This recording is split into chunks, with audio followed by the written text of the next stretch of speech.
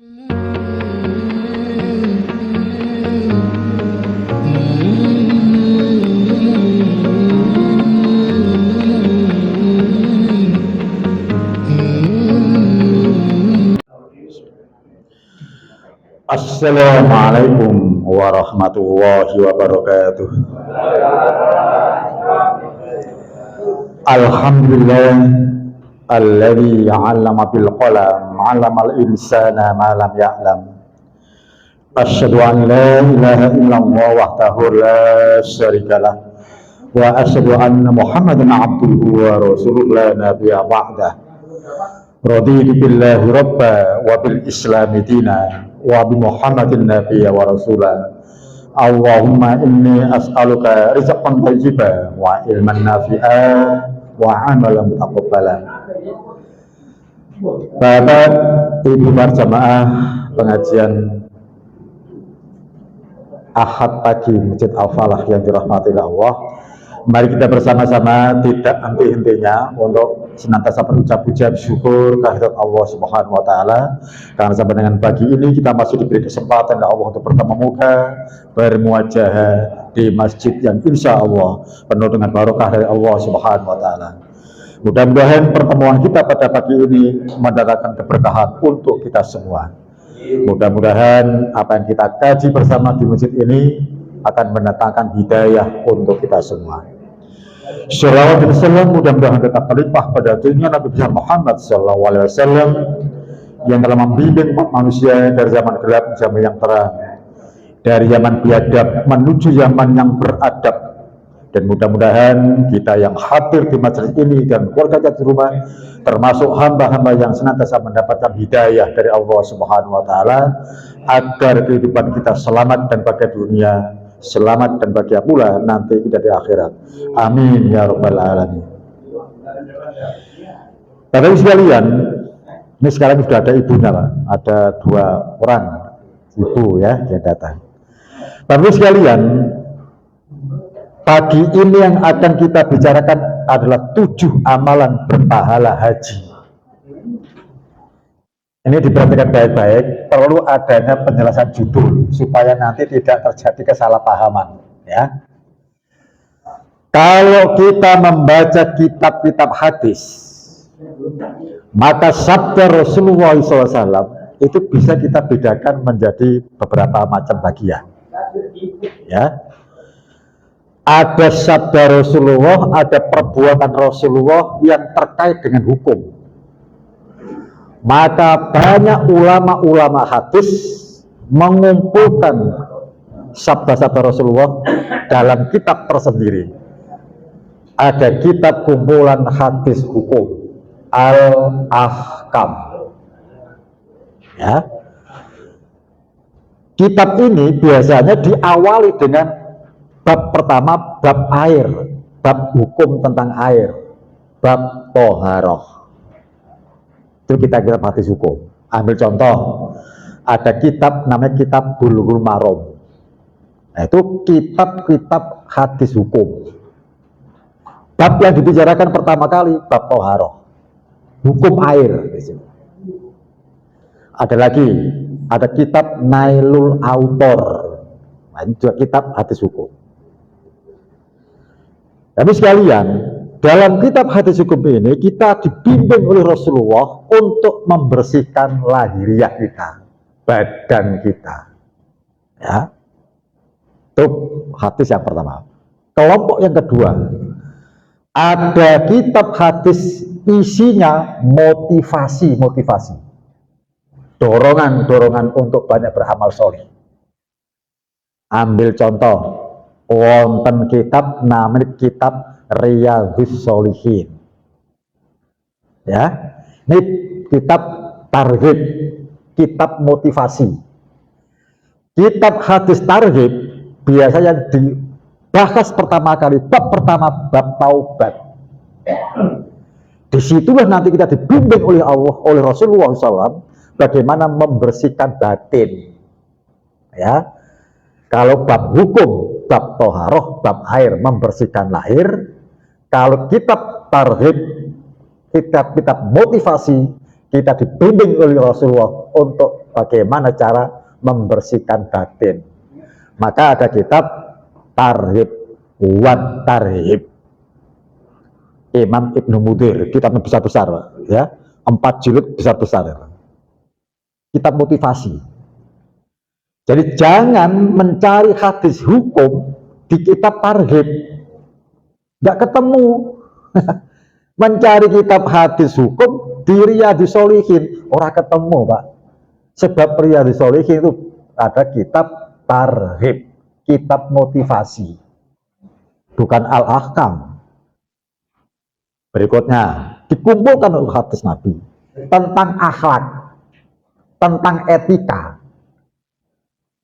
Bagaimana seorang anak beretika dengan orang tuanya, bagaimana seorang tua beretika pada yang muda, bagaimana etika bermusafir, bagaimana beretika bertetangga, bagaimana etika kita dalam jual beli. Maka Imam Bukhari mengumpulkan kitab hadis khusus, namanya Adabul Mufrad, ya, kitab-kitab tentang akhlak. Nah, balik pada judul, Pak, 7 amalan berpahala haji. Ini hadis-hadis yang kita ambil dari kitab semodel Riyadhus Shalihin, kitab Tarhib, kitab motivasi. Karena apa? Baru sekalian diperhatikan baik-baik, ya, diperhatikan baik. Zaman Rasul itu ada seorang fakir miskin di kota Madinah, berbondong-bondong menuju tempat Rasul, protes, curhat, ya, sambat kepada Rasulullah. Apa sambatnya? Enak ya dadi wong sugih. Ya, Rasul, enak ya dadi wong sugih. Dia bisa berhaji, bisa umroh tiap tahun, bisa kurban tiap tahun. Sementara orang-orang kaya, dia sholat seperti kami yang miskin-miskin ini sholat. Mereka tahajud seperti kami yang miskin-miskin ini tahajud. Mereka berzikir, berdoa seperti kami yang miskin-miskin ini berdoa. Tetapi kami tidak bisa haji, tidak bisa umroh, tidak bisa bersedekah, tidak bisa menyembelih kurban pada saat Idul Adha, karena kemiskinan kami. Seakan-akan amalan dalam Islam diborong habis sama orang-orang kaya. Itu sambate wong-wong fakir miskin. Agar orang miskin tidak lepas dari rahmat Allah, maka muncullah sabda-sabda Rasulullah terkait dengan motivasi. Ya apa carane wong-wong miskin, wong-wong fakir tidak kemudian putus asa, minder di hadapan orang-orang kaya. Ini penting, Pak. Nah, makanya di sini, Pak, 7 amalan berpahala haji, hakikatnya motivasi dari Rasulullah SAW. Agar orang-orang miskin, orang-orang fakir itu tidak merasa rendah diri di depan orang-orang kaya. Pak, maaf, Pak, jenengan paham, Pak, apa fakir, apa miskin? Tapi sama-sama 2 kata bahasa Arab. Fakir itu bahasa Arab, miskin juga bahasa Arab. Kedua-duanya masuk dalam bahasa Indonesia menjadi kata majemuk, fakir miskin. Iku ono bedane, Pak. Ya. Fakir, ini maaf ya, maaf. Baru sekalian, ini masukan, Pak, ya, masukan untuk jamaah kita. Nek ngaji, Pak, sangu, Pak. Sangu kacamata. Ya, sama sangu pulpen. Nah, ini ono sing perlu dicatat. Sebab tidak semua ada dalam makalah ini. Ya. Tidak semua keterangan ada di makalah ini, ya. Maka perlu sangu 2 tadi. Sangu kacamata karo sangu pulpen. Lah ngono, Pak. Iku serius iku. Nyuwun sewu nggih, nyuwun sewu. Kadang-kadang wong ngaji, Pak. Nggih, Pak, nggih Ustaz, nggih Ustaz. Resmu. Kok nang omah lali. Ya, nah wis. Lalu sekalian, sebagai contoh, begitu Idul Adha ada penyembelihan kurban. Sing sugih-sugih Pak, ana sing tuku onta, ana sing tuku sapi, ana sing tuku kibas domba.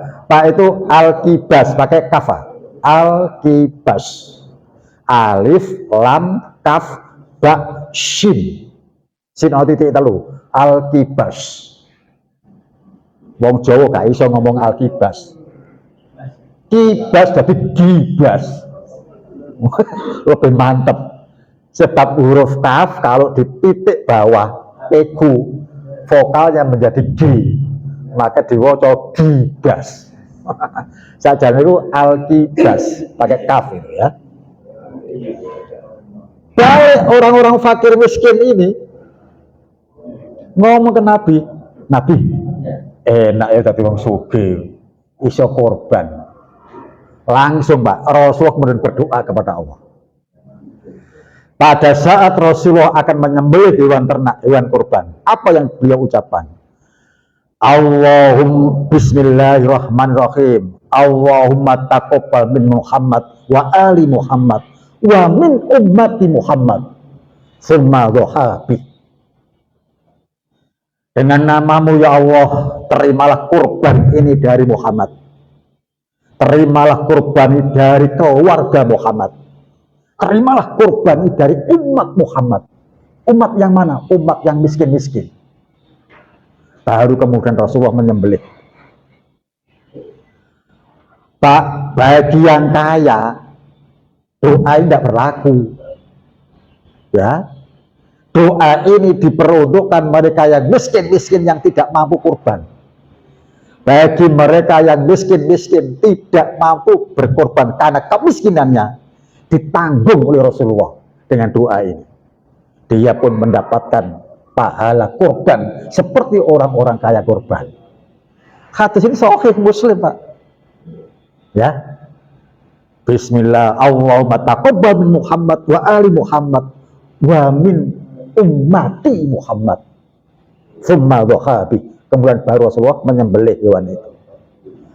Nah sekarang mari kita bicarakan pelan-pelan ya tentang apa yang kemudian pahala haji itu. Dalam beberapa keterangan hadis dijelaskan ada beberapa amalan yang kalau dilaksanakan dengan ikhlas dan konsisten. Ikhlas, Pak. Apa sih ikhlas itu? Ikhlas itu Pak artinya murni. Ya, dieling-eling. Ikhlas itu artinya murni. Ono Quran surat Kulhu. Surat Kulhu lebih populer disebut dengan surat Al-Ikhlas. Padahal 4 ayat itu tidak ada kata-kata ikhlas. Tapi surat itu disebut dengan surat Al-Ikhlas. Coba Qul huwallahu ahad. Allahu somad. Lam yalid walam yulad. Walam yakul lahu kufuwan ahad. Orang untuk kata-kata ikhlas. Tapi surat ini disebut dengan surat Al-Ikhlas. Mengapa? Sebab di dalam surat itu Allah membimbing kita untuk mempunyai keimanan yang murni, akidah yang murni. Makanya surat itu disebut surat Al-Ikhlas. Itu surat yang unik. Sebab seluruh surat itu diberi nama sesuai dengan apa yang disebut dalam Al-Quran itu. Dikatakan Al-Baqarah sebab di dalam surat itu menceritakan adanya sapi betina yang disembelih. Dinamakan surat Ali Imran sebab ayat itu, surat-surat itu menceritakan tentang keluarga Imran. Dinamakan Al-Maidah sebab surat itu ada kata-kata Al-Maidah, hidangan. Tapi surat Al-Ikhlas, surat Kulhu, gak ono Al-Ikhlas ya. Tapi tetap dinamakan Al-Ikhlas. Ini surat yang unik, ya. Kita beramal soleh dengan ikhlas dan konsisten, istiqomah. Saya dulu Pak zaman masih di pesantren-pesantren dulu ngaji tentang istiqomah. Apa sih istiqomah itu? Ya itu Kiainya bilang gitu.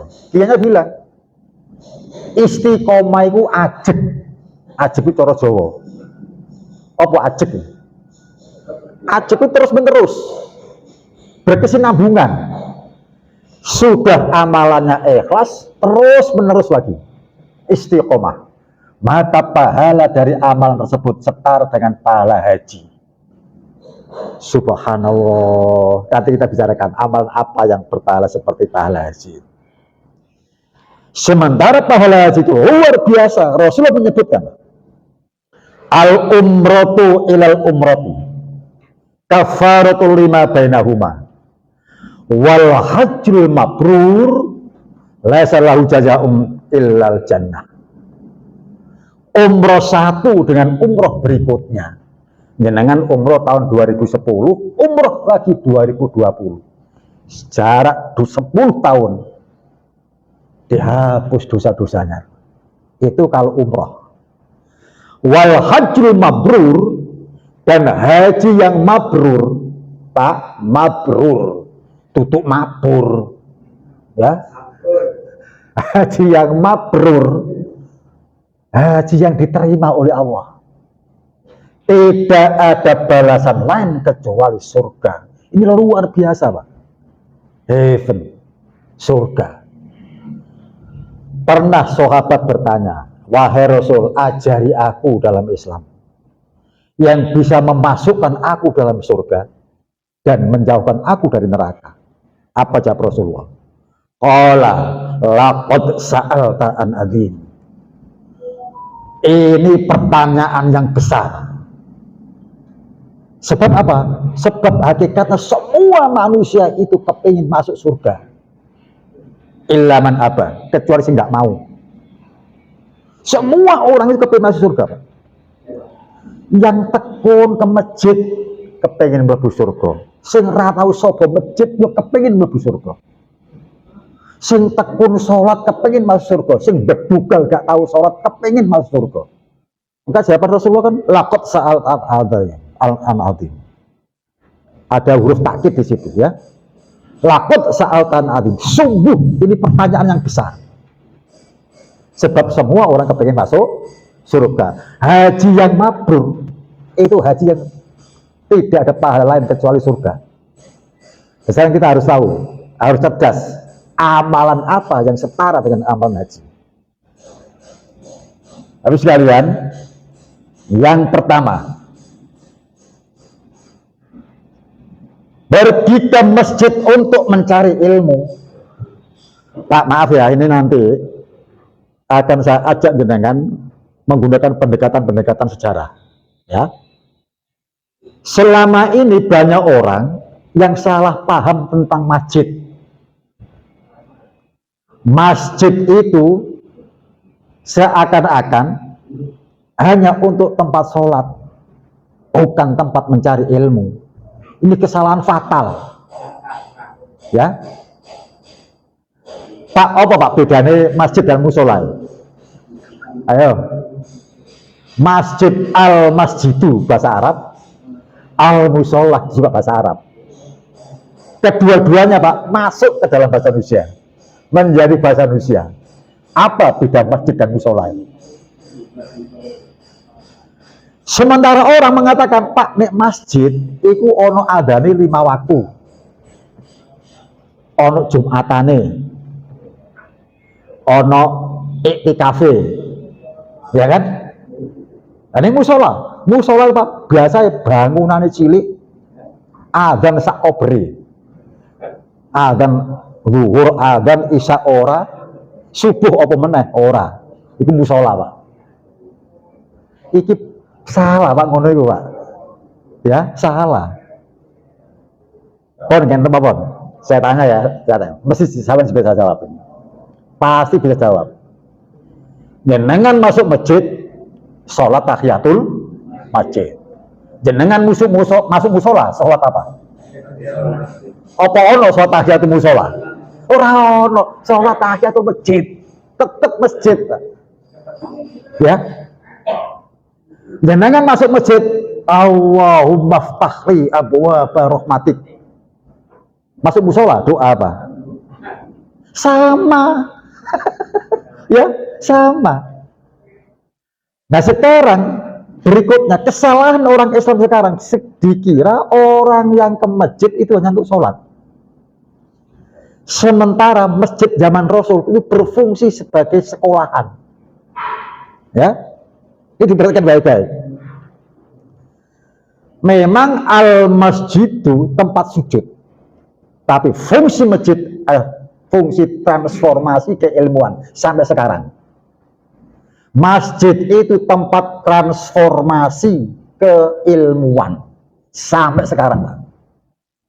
Ya, jangan kepingin contoh, tak contohkan.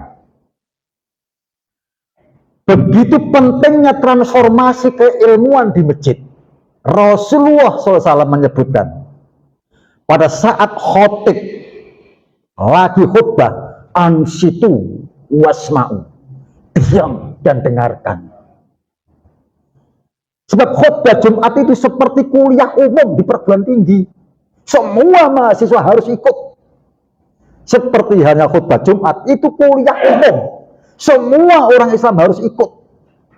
Saking pentingnya, Pak, tidak boleh kita ngomong-ngomong saat khotib lagi khutbah Jumat.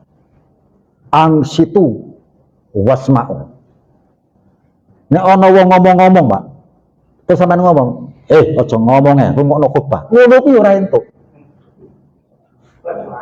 Ya, sebab yang mempunyai otoritas menegur itu khotib. Ya. Transformasi keilmuan, Pak. Maaf Pak ya, ini kok bukan sombong, saya ngomong apa adanya. Mau balik Surabaya sini ya, belak-belakan bloko suto ngomongnya ya. Sing gregetno iku Pak, nyun sewu, sing apa gregetno iki. Sing gare yatim mangkel ngene saya. Saiki gak ono wong jamaah pada saat khutbah Jumat ngomong-ngomong, gak ono. Sing akeh saiki main HP. Ya. Khotib lagi khutbah enak-enak main HP, itu gendeng sebenarnya.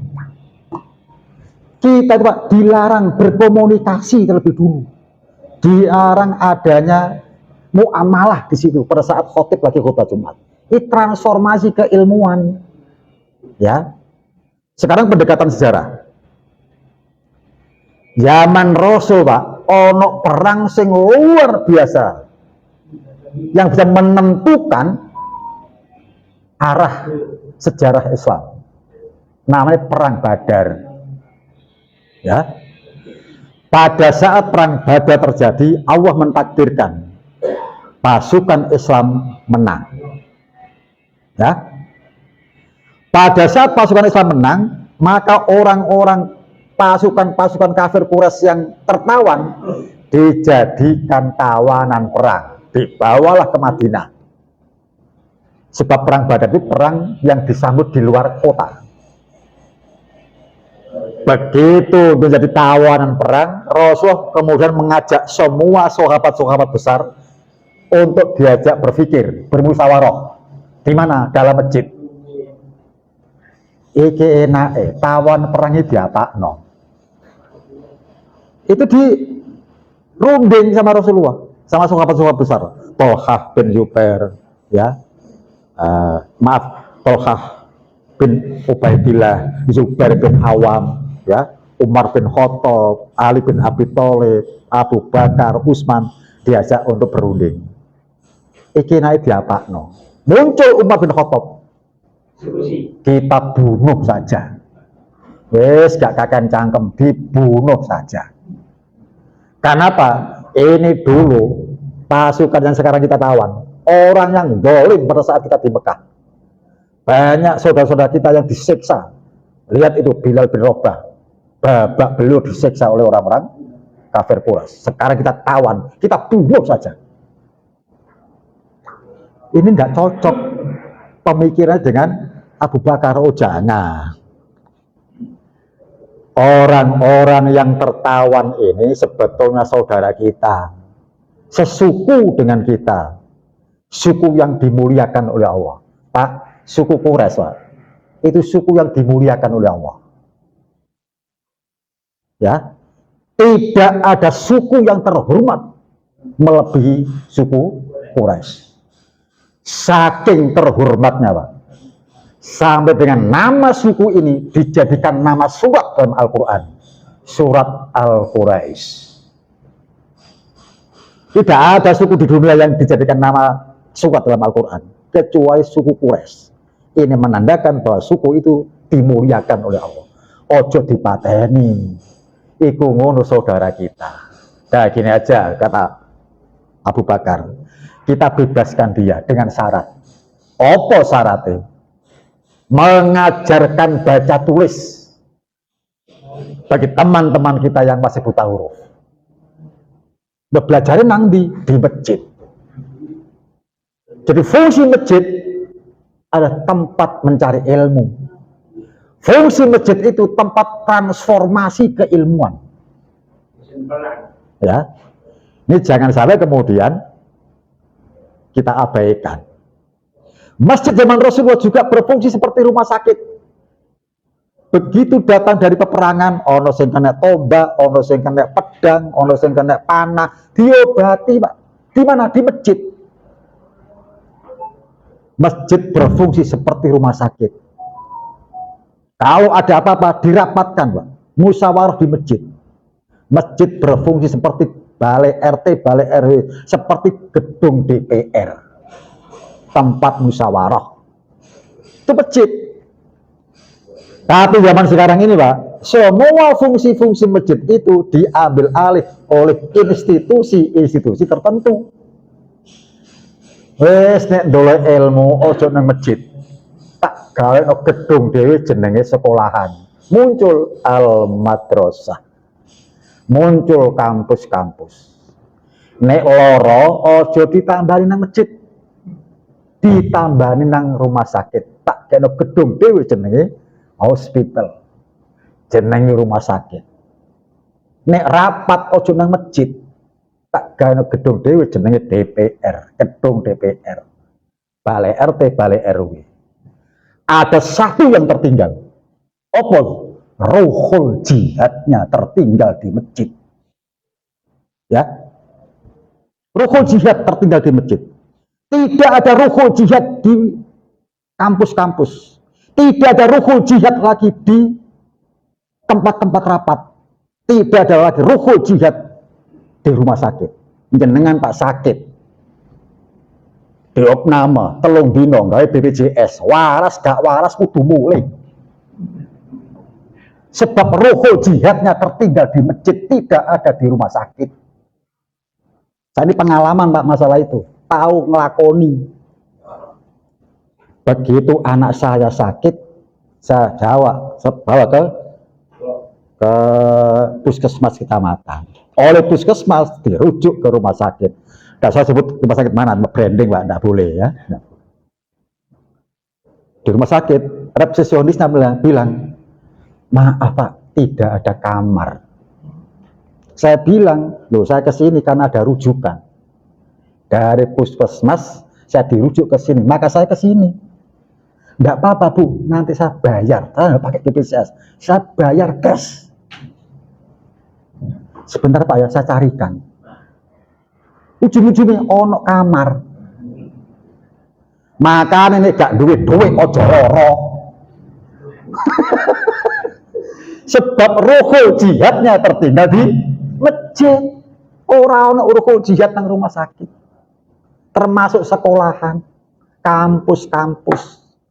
Sampean anak sampean pinter Pak, tapi sampean melarat, sampean miskin, ojo mimpi dadi dokter. UKT-nya tinggi. Ya. Nek kepengen pinter fulus. Ya. Karena ruhul jihad tidak ada di kampus-kampus. Termasuk DPR. Nek rapat ojo nang masjid, rapat nang balai RT, balai RW nang gedung DPR. Akibat ruhul jihadnya tertinggal di masjid, tidak ada ruhul jihad di DPR. Saya kisah terlibat judi online sopo. Wengi nanti ono kabar 1000 anggota DPR terindikasi ikut judi online. Sekarang Pak, masyarakat nggak usah ikut judi online sebab bis diwakili DPR. Ya, jadi sekarang karena ruhul jihadnya tertinggal di masjid, tidak ada di gedung-gedung tersebut, hancurlah umat ini. Maka fungsi masjid harus kita coba ini sekarang ya. Lihat hadisnya. Man ghada ilal masjidil la yuridu illa ayyata'allama khairan aw yu'allimah kana lahu ka'ajril hajjah tammah hajjatuhu. Hadis ini Pak, di dalam hadis riwayat At-Tabrani. Hadis ini berderajat hasan li ghairihi. Ya. Saya ulangi lagi. Hadis ini derajatnya hasan li ghairihi. Apa hadis hasan li ghairihi? Hadis ini Pak asalnya dhaif.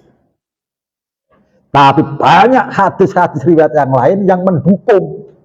Maka naiklah hadis dhaif menjadi hadis yang hasan. Nah, itu hasan li ghairihi. Siapa yang berangkat wangker ya? Saya kaget Pak. Soalnya aku yang kaget.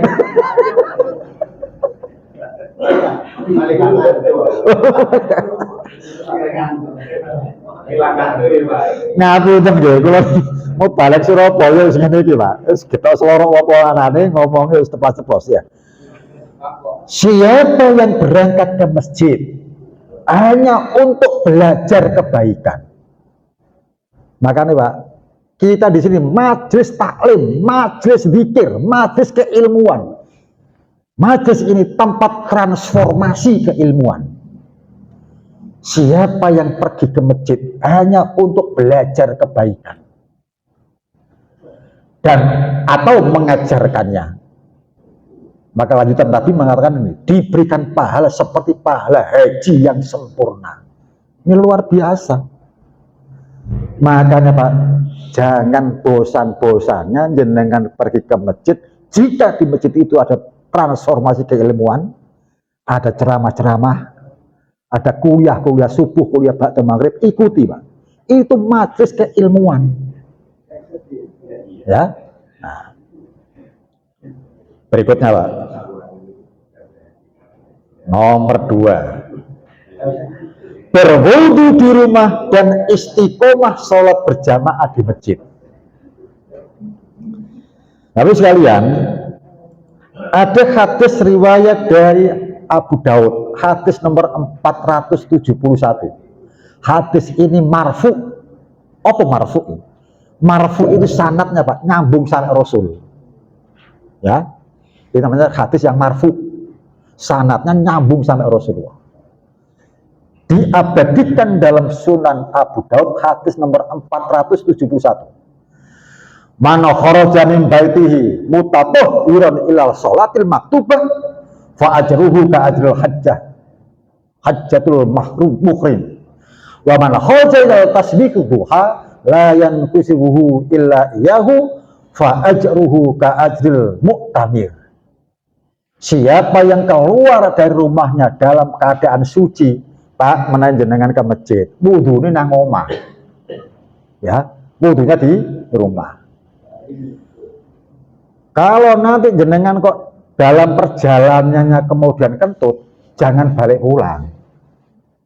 Sebab takmir telah menyediakan tempat wudhu. Jadi takmir menyediakan tempat wudhu itu Pak, itu tempat darurat. Bagi musafir, bagi orang jamaah yang dari rumah punya wudhu, tapi di tengah perjalanan biar batal. Tapi hadis ini menyebutkan, siapa yang keluar dari rumahnya dalam keadaan suci. Pak, manusia itu kalau kemudian seorang muslim yang kemudian sering ke masjid, itu makhluk yang luar biasa, dimuliakan oleh Allah. Tidak apa-apa kita analisis, ya kita analisis, kita koreksi satu persatu. Dari mana kok kemudian dimuliakan?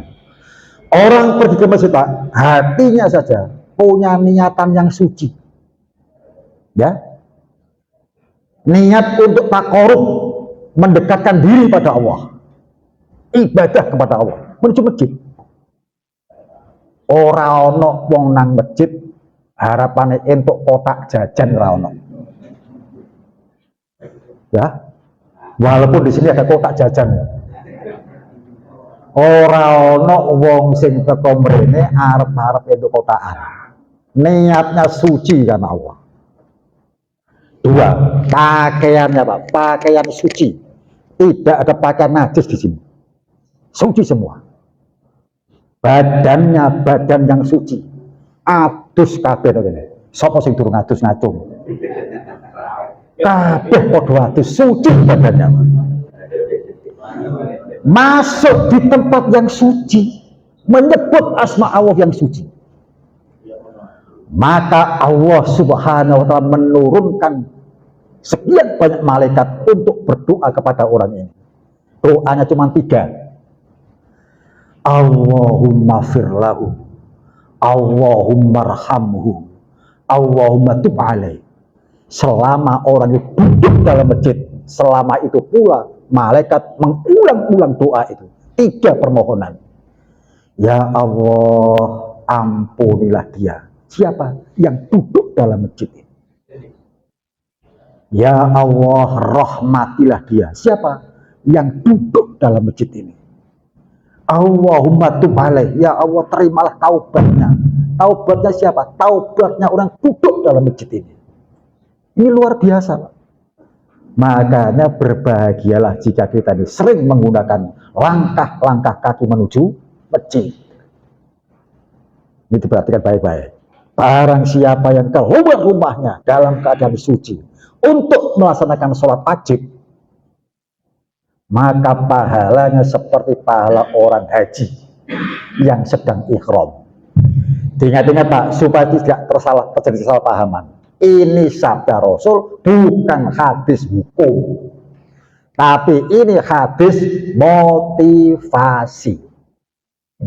Ya, jangan diartikan ke ranah hukum. Ini bukan hadis hukum, ini hadis motivasi.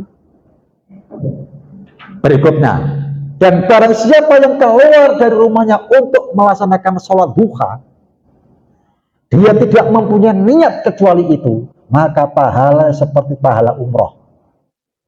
Saya hanya berharap kepada Allah, mudah-mudahan yang hadir di sini ini semuanya bisa umroh, bisa haji. Sing amin banter berubah dhisik. Ya. Pak, menawi mangke jenengan umroh, jenengan ten Madinah. Nek sholat Pak, ngadem idul. Ya. Sampai nang Madinah, sholatnya ngadem idul. Sebab kalau di sini Madinah, Mekah itu di selatan. Ojo lali. Nang Madinah sholatnya ngadep ngulon, ngadep nang Liverpool. Apa bal-balan sampean ya? Nah, Pak, balik. Rasulullah itu kalau hari Kamis Pak, itu sering keluar kota Madinah menuju arah selatan, menuju dusun namanya Kuba. Di dusun itu Pak, ada masjidnya namanya Masjid Taqwa. Rasulullah kalau hari Kamis Pak, ke situ. Kadang-kadang naik onta, kadang-kadang naik kuda. Hanya 2 sholat yang dilaksanakan di masjid itu. Sholat duha dan sholat tahiyatul masjid. Terus Rasulullah bersabda, siapa yang sholat di masjid ini, pahalanya seperti pahala umroh. Hadis Sahih Bukhari ada, Sahih Muslim ada, Sunan Abu Daud juga ada, At-Tirmidzi juga ada. Coba, luar biasa. Nah ini Pak, sekali lagi bukan hadis hukum, ya, tapi ini hadis motivasi. Tapi benar, intinya benar. Dia akan berpahala seperti pahala haji, benar. Pahala umroh, benar, ya. Kita lanjut. Berikutnya Pak, yang ketiga, membaca tasbih, membaca tahmid, membaca takbir, setelah menegakkan sholat fardu. Hadisnya cukup panjang dalam Sahih Bukhari. Saya tidak usah membaca ini sakit panjangnya, kita baca saja maknanya atau artinya. Pernah datang orang fukoro, orang fakir, Pak. Nah, sebentar, apa bedanya fakir sama miskin? Pak, nyun sewu ya, jenengan pun tersinggung, ya. Wong fakir iku wong sing nganggur. Wong pensiunan itu wong nganggur, ya. Wong pensiunan itu wong nganggur. Coba sampean.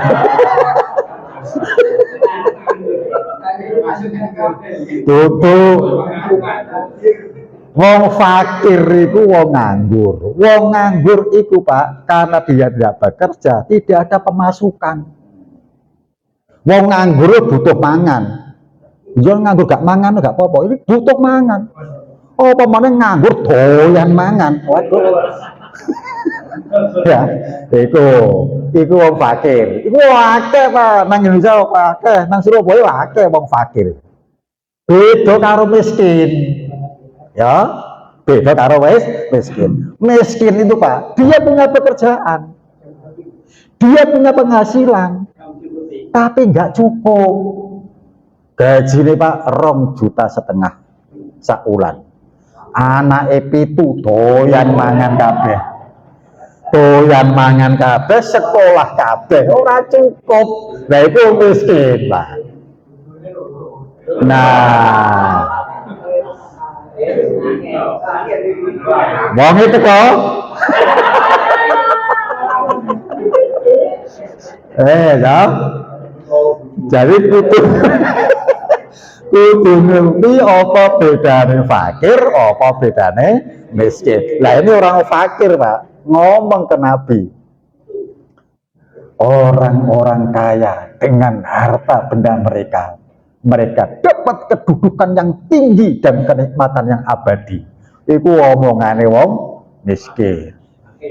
Fakir mesti miskin. Ya. Ngono sampai saiki, Pak.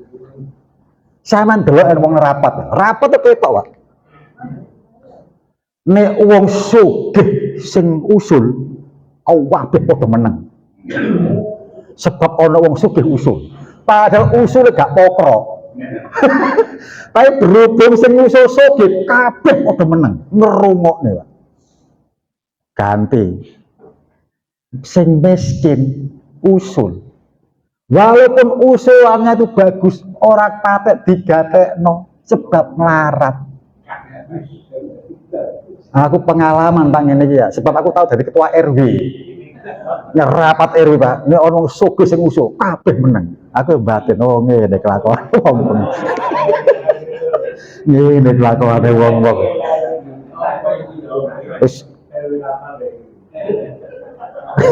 RW sing mau dadi RW.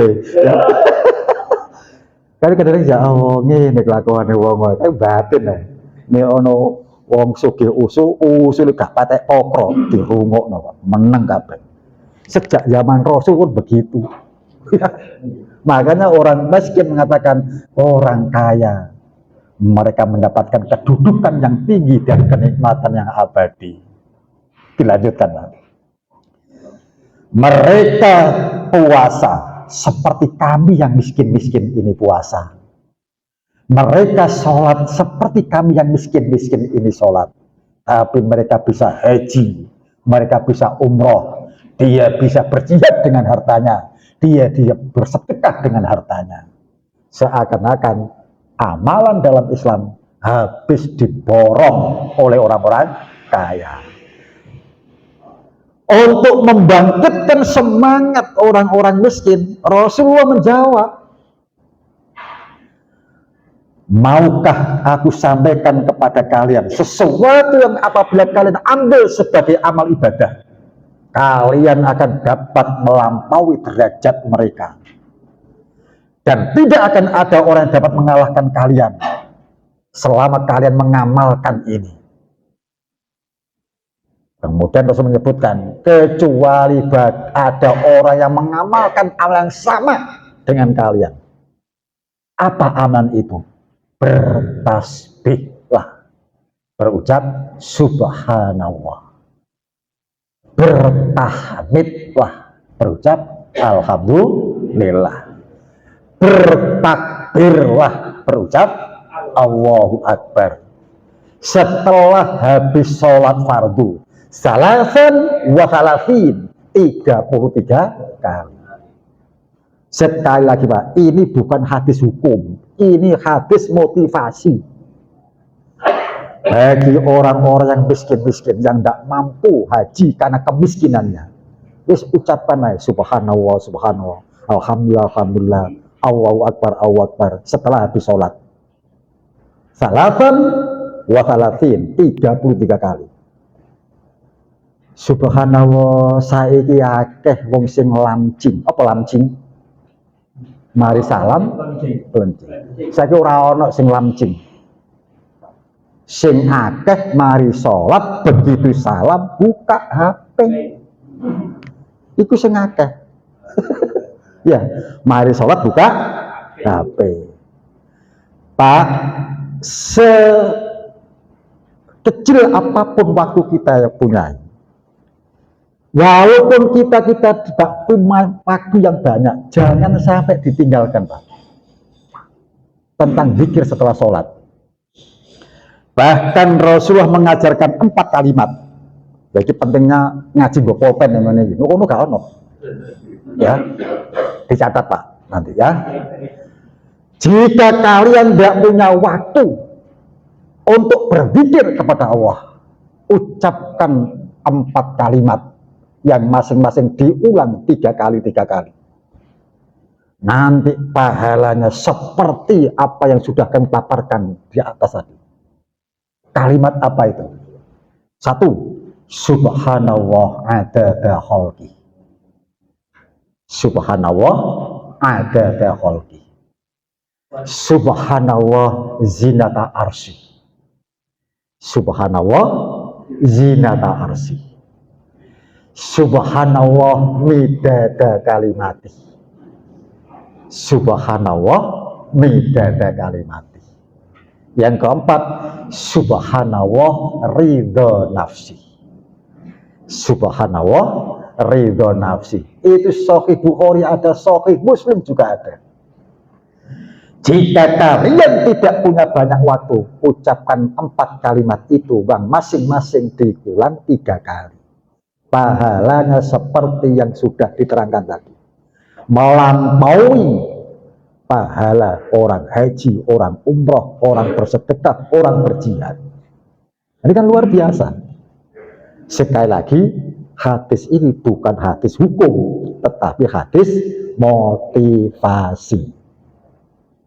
Tapi benar, ya. Nabi pernah berucap seperti itu, dan pahalanya pun akan benar. Sebab pahala itu adalah informasi tentang alam gaib. Pahala itu Pak gaib. Ya. Orang wong nang masjid gagah mulih rodok bungkuk sebab kakean pahala, ora ono. Sebab pahala itu gaib. Ya. Berikutnya Pak. Nah, nomor 4 Pak, ini penting Pak, nomor 4 ini. Menegakkan sholat isyraq, sholat suruh, atau sholat tuluh. Ada 3 nama Pak. Kadang-kadang disebut dengan sholat isyraq, kadang-kadang disebut dengan sholat suruh, kadang-kadang disebut dengan sholat tuluh. Dari Abu Hilal, dari Anas bin Malik, ia berkata Rasulullah SAW bersabda, man sholal ghadah fi jamaah. Pak, sholat subuh itu ada 3 nama. Diling-iling ya, diling-iling. Sholat subuh itu punya 3 nama. Yang populer itu memang subuh. Itu mau sholat apa ya? Sholat subuh, wong podo ngerti kabeh. Tapi juga disebut dengan sholat fajar. Ya, karena apa? Karena dilaksanakan pada saat fajar. Maka sholat subuh juga disebut dengan sholat fajar. Yang ketiga juga disebut dengan sholat ghadah. Sholat ghadah. nanti kalau ada penceramah, kalau ada mubalek, ada kiai, kok bilang sholat ghoda, sampean kudu paham, itu sholat subuh, ya. Man sholal ghoda fi jamaah, sapa wong sing sholat subuh ing dalam jamaah. Summa qa'ada yadkurullah, kemudian disusul dengan zikir kepada Allah. Zikir itu Pak macam-macam zikir itu. Ya. Baca Quran itu zikir. Berdoa juga zikir. Sholat itu juga zikir. Tapi karena habis subuh enggak ada sholat sunnah, maka zikirnya bukan bentuk sholat. Ya.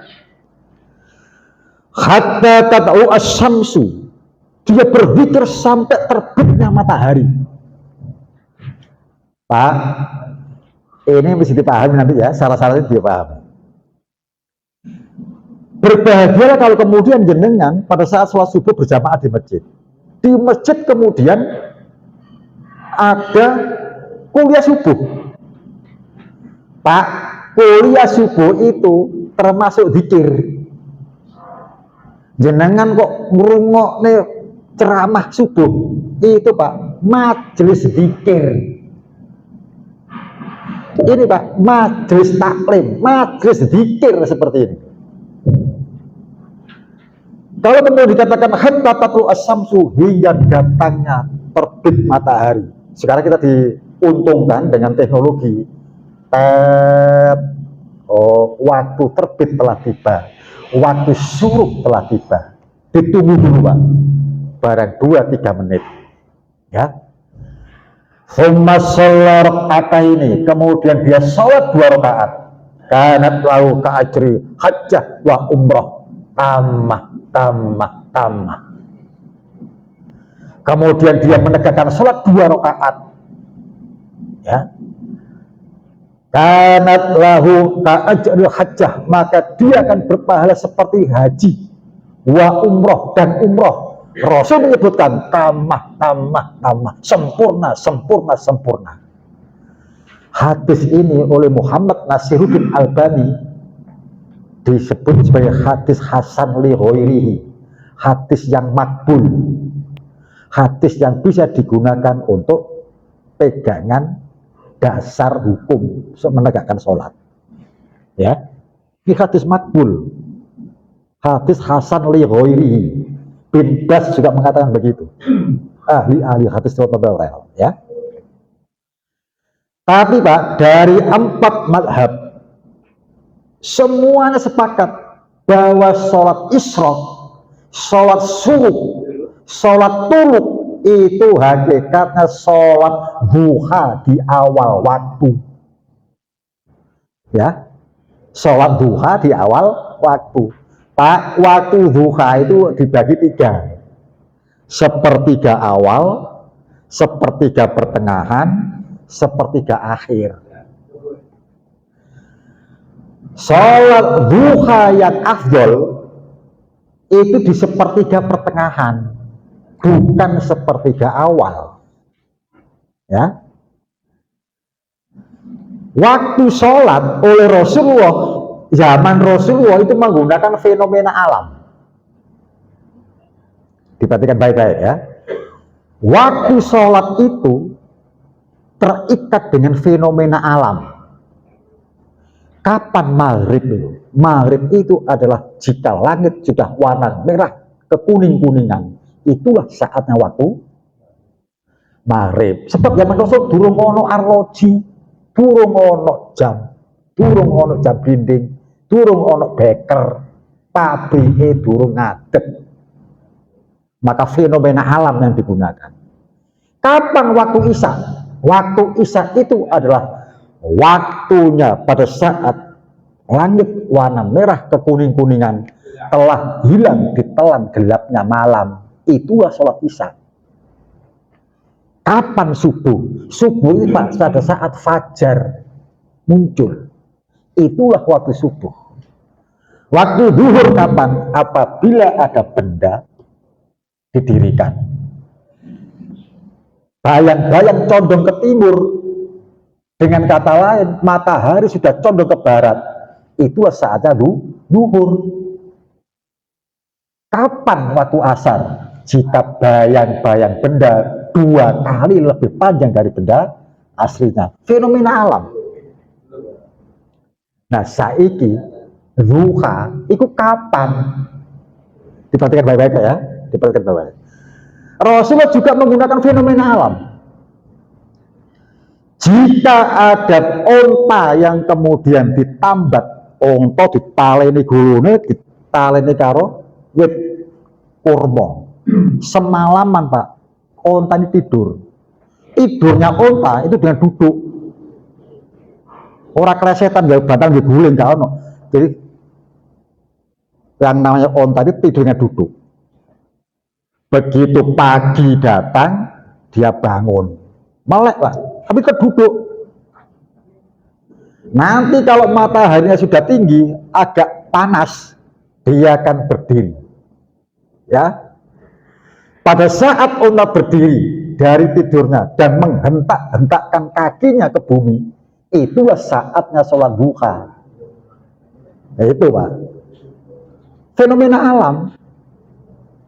Nah, sekarang jam ada, jam tangan ada, jam dinding ada. Tunggui, onto turu ditunggui kapan tangine. Tunggui, matahari sudah tinggi, kok gak ngadeg-ngadeg. Onto itu kena setruk. Guyon Pak. Begitu ontanya berdiri, menghentak-hentakkan kakinya ke bumi, ditontok jam tangan. Ternyata jam 9, jam 10. Jadi sholat duha yang afdol antara jam 9 sampai jam 10. Itu sepertiga pertengahan. Ya. Jadi jenengan kalau kemudian habis subuh, ono terbit matahari, Pak, waktu terbit berarti sholat duha. Iya, tapi sholat duha di awal waktu. Ya, sementara sholat duha yang afdol di sepertiga pertengahan. Nah sekarang ini Pak, makanya 4 madhab itu memasukkan bab sholat isyraq, bab sholat syuruk itu pada bab sholat duha. Jadi dengan kata lain, sholat syuruk itu ada sholat duha di awal waktu. Ya,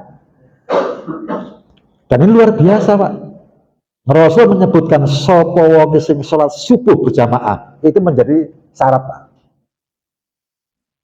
Dan jenengan habis subuh sholat jamaah di Al-Falah, mendengarkan ceramah sampai suruk, kemudian jangan sholat 2 rakaat. Itu hakikatnya sholat duha di awal waktu. Ya, sholat ghodah namanya, subuh itu. Nah, sholat yang sunnah tadi dimana sholat suruk. Rasul menyebutkan kanat lahu ajrun ka ajri hajjah wa umrah tamah. Maka pahala dari sholat itu seperti salah umroh dan haji, atau haji dan umroh, sempurna.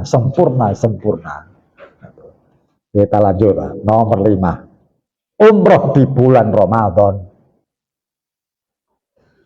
Lalu sekalian, zaman Rasul haji wada, itu ada orang perempuan Madinah nangis Pak, begitu melihat Rasulullah datang dari haji itu. Ya Rasulullah, orang-orang kaya Madinah telah haji bersama Rasul. Saya tertinggal.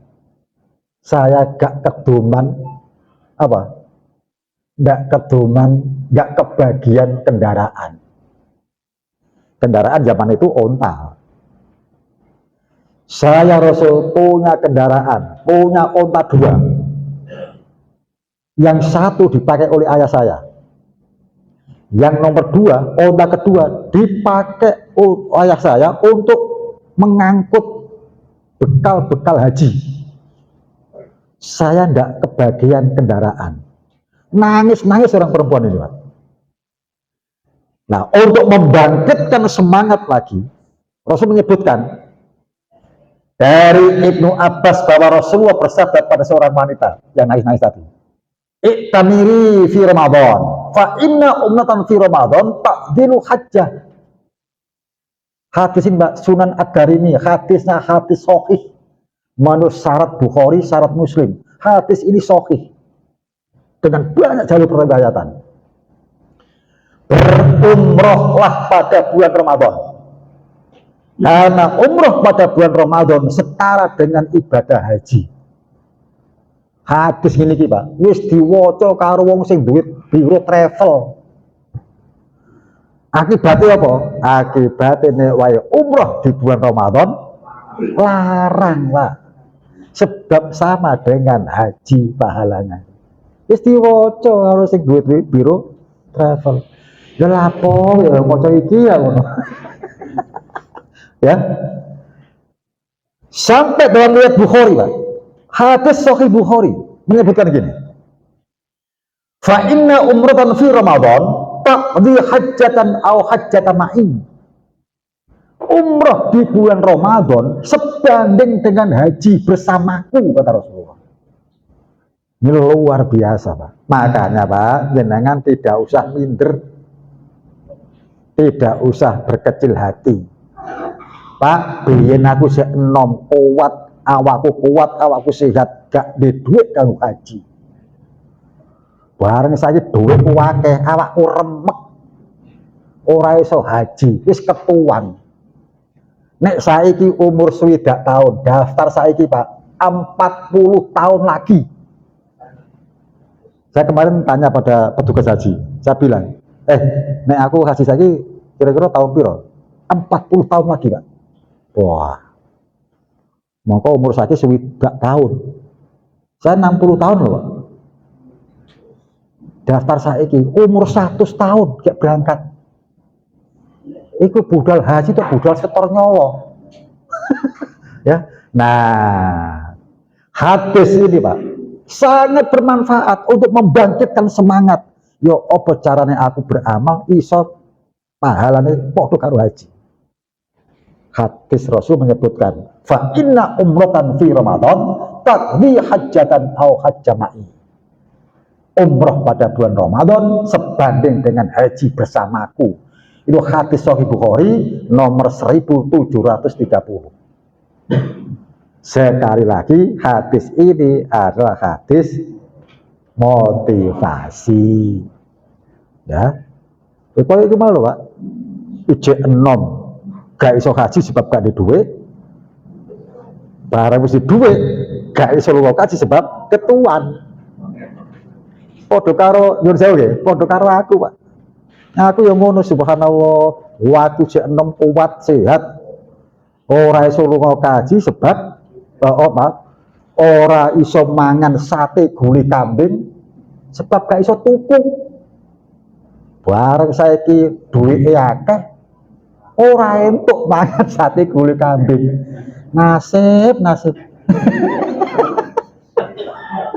Ya, apa dengar ngono iku mau. Ya. Nah, yang keenam, berbakti kepada orang tua. Pak, berbakti pada orang tua. Ngacung ya. Siapa yang di antara kita ini yang masih punya bapak, punya ibu, ngacung? Tidak ada. Masih ada ya? Alhamdulillah. Yang masih punya ibu saja? Alhamdulillah. Berarti saya ini sekarang lagi ceramah di depan yatim piatu ya.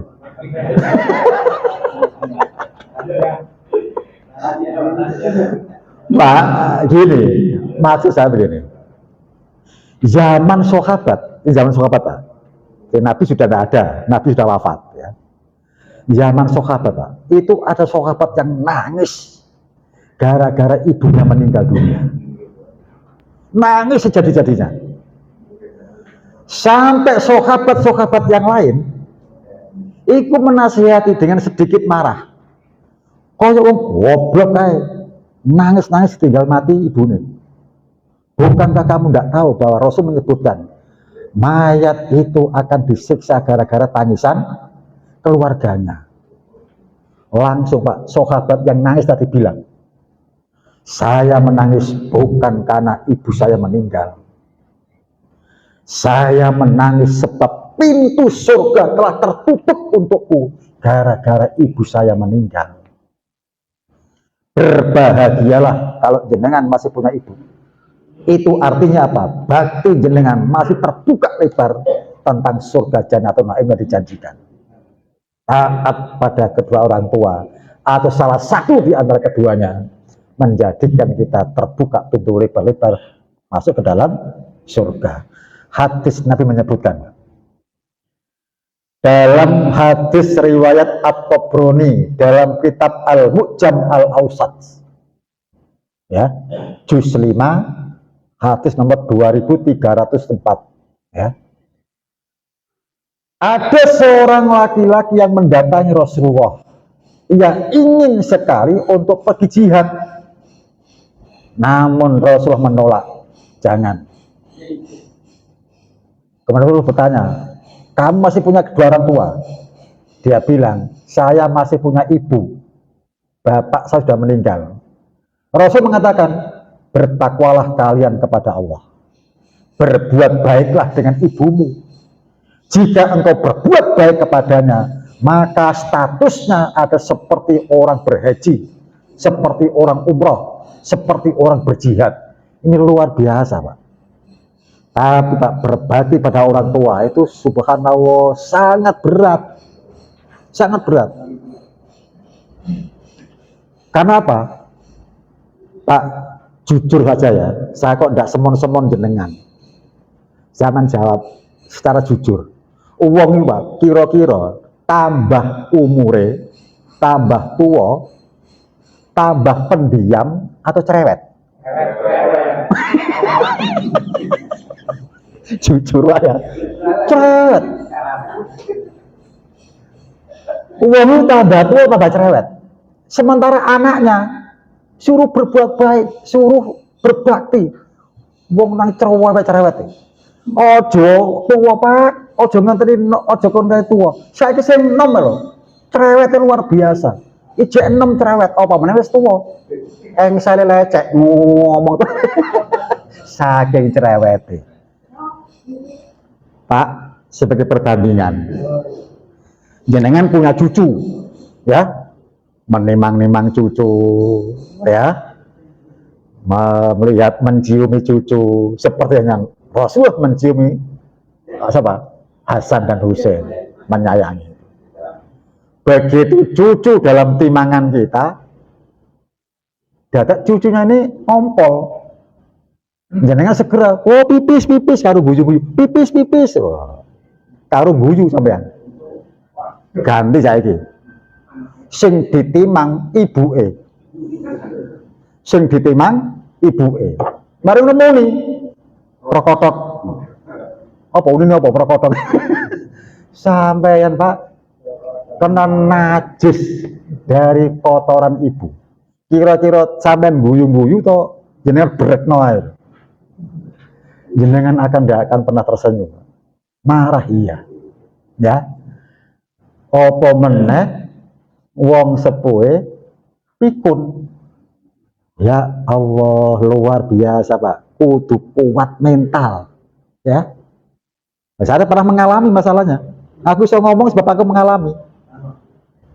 Jadi ayah saya itu meninggal umur 87 tahun.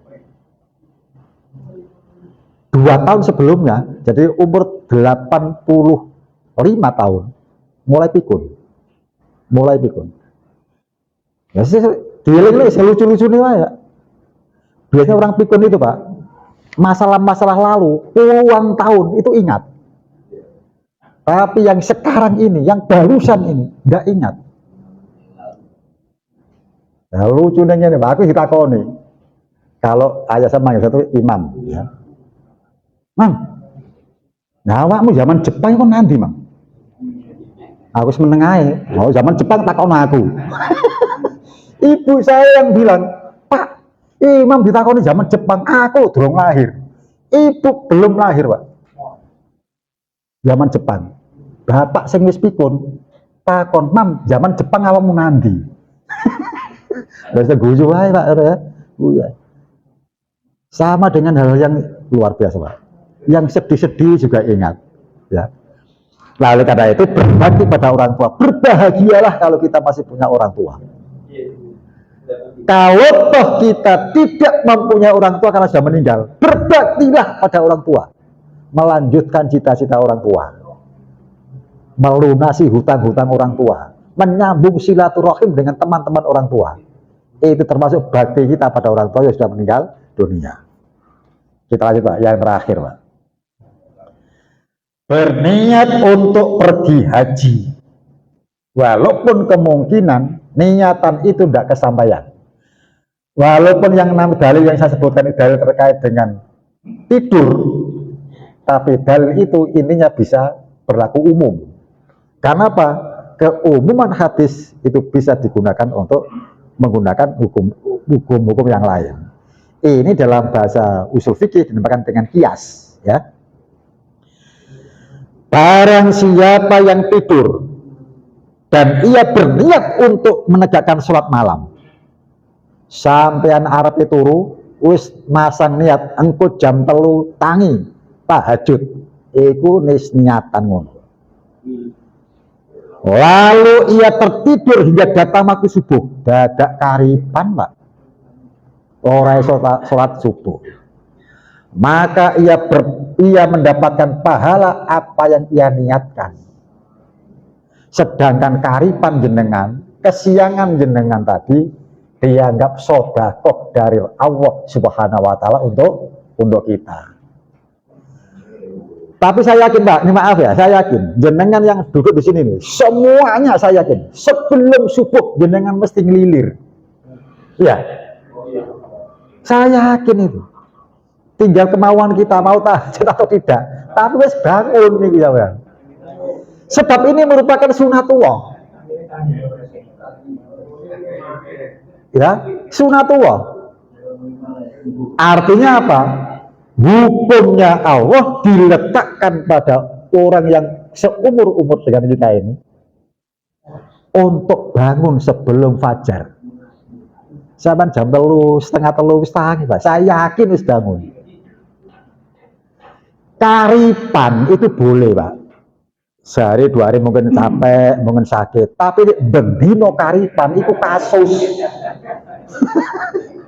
Bendino karipan itu kasus bertentangan dengan sunatullah, perlu diperiksa no Pak. Ya, apa kok doyan turu? Ya, cerita nih. Nah, kalau toh jenengan kemudian kok karipan, karipan jenengan dianggap sedekah dari Allah.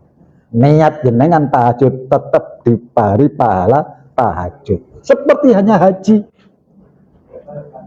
Pak, niat haji wis dokek duit 20 juta nang bank, pertanda kita punya niatan. Denengko waktu nunggu kok nyuwun sewu jenengan kapundhut, jenengan ditakdirkan oleh Allah meninggal dunia sebelum waktu haji tiba, jenengan sudah mendapatkan pahala haji, pahala yang ia niatkan. Itu. Ini hadis-hadis terkait dengan motivasi. Makanya senantiasa orang itu harus punya niatan haji, punya niatan umroh, Pak. Ya, pasang niatkan dengan baik-baik. Haji dan umroh itu undangan Gusti Allah, Pak. Lihat dengan pada saat kita memulai berputar keliling Ka'bah, ya, pada saat tawaf kan kita mengatakan talbiyah, labaika Allahumma labaik, labaika la syarika labaik, ya Allah aku datang memenuhi undanganmu. Haji umrah itu undangan, kita tidak tahu bagaimana cara Allah mengundang, jadi harus ada kemauan untuk itu. Walaupun sekarang miskin, tidak apa-apa. Kita tidak tahu bagaimana cara Allah mengundang. Bisa jadi nanti jenengan akan diumrohkan, dihajikan oleh anak kita. Diajak umroh, diajak haji sama besan kita. Siapa tahu? Aku iso ngene iki sebab aku di pengalaman Pak khusus tentang umroh. Pak, ini tahun kedua. 1,5 tahun yang lalu saya kena stroke, Pak. Kena stroke. operasi otak Pak 3 kali. Tetangga-tetangga sudah mengatakan Pak Imam Syaukani kritis, harapan tipis untuk sembuh. Teman-teman kita yang lagi umroh berdoa di depan Ka'bah untuk mendoakan keselamatan saya. Operasi 3 kali itu Pak. Subhanallah. Maaf ya, saya makan dan minum lihat sini Pak, di alat kelamin dipasang kateter, masukkan ke ICU. Semua orang Pak mendoakan saya yang besuk. Ada 1 orang Pak yang sampai nazar, nanti kalau Ustadz Imam Syaukani sembuh saya umrohkan. Itu nazar di depan istri saya Pak. Bu, nanti kalau Pak Imam Syaukani sembuh saya berangkatkan umroh. Belum sampai setahun Pak saya sembuh dan subhanallah tidak ada motorik yang terganggu. Daya ingat saya pulih kembali. Tak tagih Pak sing jadi ngumroh aku. Ya Pak. Umroh Pak. Saya Januari kemarin umroh.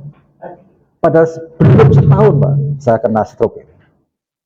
Ini luar biasa. Makanya Pak, jenengan harus pasang niat yang baik. Niatan yang baik dan kesampaian pahalanya berlipat ganda. Niat baik tidak kesampaian, tetap dapatkan pahala apa yang dia niatkan. Maka niat aja yang baik-baik. Diusahakan sekuat tenaga, niat bisa terwujud. Ya, termasuk haji ini. Wong Islam kudu kepingin iso lunga kaji. Wong Islam kudu kepingin iso umroh. Ya. Sak sugih sampean Pak. Bantalan duit nek turu paribasane. Nek gak duwe rasa kepingin haji, rangi lo budal. Tapi walaupun jenengan miskin, jenengan fakir semisal, tapi punya keinginan yang kuat, begitu Allah memanggil, begitu Allah mengundang kita, berangkatlah kita. Karena harus dirasa kepingin.